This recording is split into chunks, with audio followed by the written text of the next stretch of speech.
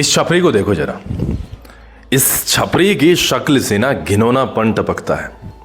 इस छपरी की नीयत से गंध टपकती है सच में। ये छपरी बॉलीवुड इंडस्ट्री को टारगेट करता है। कभी सलमान खान के बारे में बोलता है, कभी अक्षय कुमार के बारे में बोलता है, कभी अजय देवगन को बुढ़ा बताता है, कभी आमिर खान को नाटा बताता है। एक भी व्यक्ति को ये सीधा बात नहीं करता। इसका अपना एक एजेंडा है। इसकी गंदी जुबान से वो सारी की सारी चीजें निकलती रहती हैं जो कि नहीं निकलनी चाहिए। ये अपने आप को बहुत बड़ा फिल्म क्रिटिक मानता है। ये मानता है कि ये बॉलीवुड का सबसे बड़ा एक ऐसा व्यक्ति है जो फिल्मों के बारे में सब कुछ जानता है, चाहे वो नेगेटिव हो, चाहे वो पॉजिटिव हो, फिल्म मेकिंग हो, राइटिंग हो, स्क्रिप्ट हो, सिनेमेटोग्राफी हो, डायरेक्टर वाले काम हो, प्रोड्यूसर वाले काम हो। He knows everything. इसके दिमाग में ये चीज बैठी हुई है। लेकिन ये कई बार ऐसे लोगों से भी उलझ जाता है जहां पर डंडा बड़ा मजबूत रहता है। खैर, जो लोग हैं उसमें नहीं पड़ना चाहते, इस तालाब में नहीं कूदना चाहते, इस गंदगी में नहीं पड़ना चाहते, वो लोग तो चुप हो जाते हैं। कई बार कहते हैं कि कुत्तों से भाई कौन, मतलब कुत्तों के साथ में क्यों भौंके। कुत्ता अगर आपके पास में आपके सामने भौंक रहा है तो एज ए ह्यूमन बीइंग आप तो चुप ही रह के निकल जाओगे, आप भौंकना तो स्टार्ट नहीं करोगे। ऐसे ही है, कुत्ते ने अगर आपको काट लिया तो वापस आप उसको काटोगे थोड़ी ना। ये बिल्कुल उसी कैटेगरी का है। लेकिन कई बार लाइफ में जल्दबाजी में, घमंड में या किसी और गलत फहमी में पंगे बड़े गलत हो जाते हैं। जब आप हर चीज के बारे में बोलते हो तो आप ऐसे एक आदमी से उलझ जाते हो जो तुम्हें मारेगा कम, घसीटेगा ज्यादा, और वहां तक घसीटेगा जहां तक आपकी पैंट भी फट जाएगी और पता नहीं क्या क्या होगा। यार मैं बोल नहीं सकता, पता नहीं क्या क्या होगा। लेकिन यह बात तो तय है कि कमाल आर खान कूड़ा आर खान है। कूड़ा मैंने इसे कह दिया है, कूड़ा आर खान। आर खान यानी कि आर के से मैं और देखूंगा कि क्या बनेगा। लेकिन ये कूड़ा है, करकट है, ये कुछ नहीं है।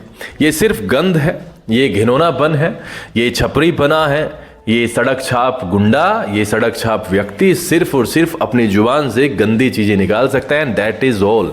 इसका अच्छा एक भी रिव्यू आप देखना, ये एक भी रिव्यू में सीधी सीधी बात नहीं करता है। ये हमेशा एक नकारात्मकता लेके आता है। और इसकी जो हंसी है ना, इस हंसी को मैं आपसे पूछता हूं, आप क्या रेट करते हो? ये कैसी हंसी लगती है आपको? आप देखना जरा इसकी हंसी। मैं यहां पर नहीं लगा सकता, मुझे कॉपीराइट का इशू आ सकता है, लेकिन इसकी हंसी को आप मुझे बताना कि ये कैसा लगता है। एक्चुअली क्या है, ये बिग बॉस में भी गया था और शायद बिग बॉस में गया था ये, वहां पर भी इसकी भद पीटी थी बढ़िया वाली। प्लस इसने एक पिक्चर बनाई थी देशद्रोही। मैंने पहली वीडियो में भी इसके बारे में जिक्र किया। देशद्रोही में जो इसका गेटअप है ना भाई साहब, क्या गेटअप है।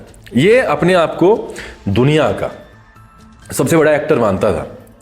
ये मानता था कि ये टॉम क्रूज की पैदाइश है। ये मानता था कि ये भारत के अमिताभ बच्चन साहब हैं, सनी देओल साहब हैं। और देशद्रोही के कुछ सीन्स जब खुलते हैं तो भाई साहब बड़ी बड़ी हिम्मत टूट जाए अगर किसी को चैलेंज दे दिया जाए कि देशद्रोही देखो जाके, तो मेरे भाई वो मरना पसंद करेगा, लेकिन देशद्रोही देखना पसंद नहीं करेगा। इसकी शक्ल देखते ही, इसकी फिल्म का हल्का सा ग्लिम्स देखते ही ना चक्कर आ जाए, लोगों को बेहोश होकर गिर जाएं। और मैं बता रहा हूं, पानी से लोग उठ जाते हैं।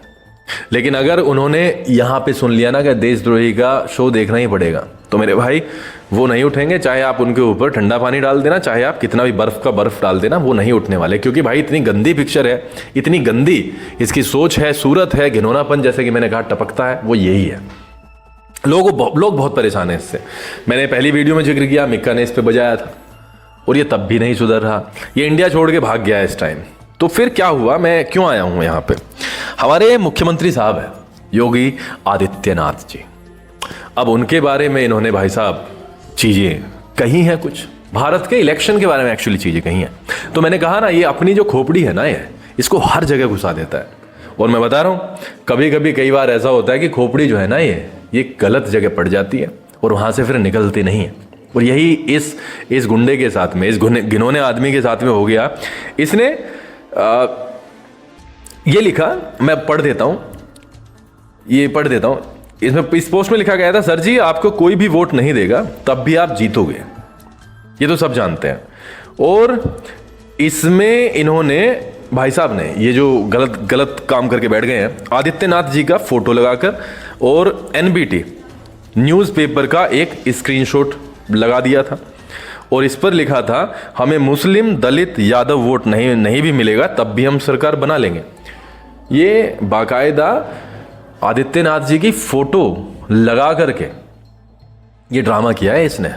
मतलब इसको क्या अधिकार है यार इतने बड़े लेवल तक बोलने का। शायद या तो ये न्यूज़ में रहता नहीं है कि इसकी हिम्मत कैसे हुई योगी आदित्यनाथ जी का फोटो लगा करके एक फेक न्यूज़ को इतने बड़े पैमाने पर पोस्ट करने की। खैर, जब इनके ऊपर एक एफआईआर हुई तो इनकी जो अकल है ना वो ठिकाने आ गई। अकल जा रही थी कहीं सैर करने के लिए और इनकी अकल ठिकाने आ गई। इन्होंने तुरंत के तुरंत उसको देखा, अपनी टीम को कहा होगा, जो भी छोटी मोटी टीम बना रखी होगी उसको कहा होगा कि भाई साहब ये क्या कांड करा दिया मेरे पे, क्या कांड करा दिया। और उसके बाद में कारनामे जब मुख्यमंत्री साहब के देखे होंगे तो भाई साहब मैं तो क्या ही कहूँ, एक एक गुंडे की ना अकल ठिकाने लगा दिया योगी आदित्यनाथ ने। चाहे वो कितना भी बड़ा अपने आप को शहंशाह मानता हो, अंडरवर्ल्ड डॉन मानता हो, यहाँ पर सबके सब मुर्गा बने हैं। कूड़ा आर खान साहब सब के सब मुर्गा बने हैं और मुर्गा बनने के बाद में जो घसीटा गया है, जो घसीटा गया है भाई साहब, सुना है ना वो बयान सुना है कि जी खत्म तो हम हो गए हैं, मिट्टी में तो हम मिल चुके हैं, अब तो बस तड़पाया जा रहा है, अब तो सिर्फ घसीटा जा रहा है। ये बयान चलो जी मैं आपके ऊपर छोड़ता हूं किसने कहे थे, आपको तो सबको पता होगा। सबकी ऐसी की तैसी जो भी यूपी में गुंडई थी वो एक सेकंड में योगी बाबा ने एक सेकंड में गायब कर दी। और कमाल आर खान की हिम्मत तो देखो कि फेक न्यूज फैला दी योगी आदित्य के बारे में, आदित्यनाथ जी के बारे में। और जब पता चला कि भाई साहब ये तो गलत जगह मेरी सिर खोपड़ी घुस गई है, उसके बाद में निकालने में लगा है। निकालने में ऐसे लगा है, भाई साहब ने पोस्ट किया है आई अपोलोजाइज, इस पे इंग्लिश भी आती है, हिंदी में बोलते हैं भाई हम तो। मैं माफ़ी मांगता हूं सीएम श्री योगी आदित्यनाथ जी से फॉर शेयरिंग अ पोस्ट, कि मैंने एक पोस्ट शेयर किया विच वॉज नॉट ओरिजिनल, जो कि ओरिजिनल नहीं था। भाई उल्लू के पट्टे, जब वो ओरिजिनल था ही नहीं तो तूने किस हैसियत से, किस औकात से वो पोस्ट कर दिया।